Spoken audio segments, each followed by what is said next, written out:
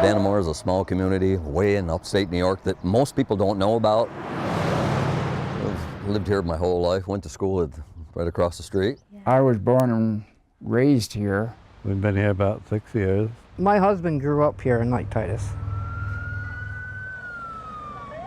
On TV, we heard on the news that they broke out of Dannemora.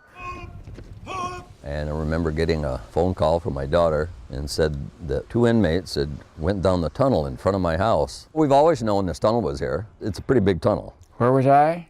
Sleeping. We were home. We were here. We have support all around us. Once the word got out there, it's quite a bit of excitement. Get in the house, lock the doors. In the beginning, they thought the prisoners might be in this area. Well, it was kind of a crazy time. I remember coming back to the area. You can't go down that street. That's where the inmates got out. I said, I know that, but I said, I live in that little beige house right there. We went up to go to the bank and we couldn't get through. They were lined up with buses, and troopers were all over the place. And we used to sit on the front porch, and there was 900 people here. They'd all come out and line up in the street here like in military gear. They were watching around the house and they kept their eye on us.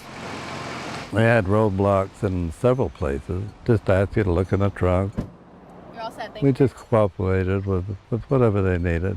We had plenty of protection, that's for sure. I wasn't too worried about it.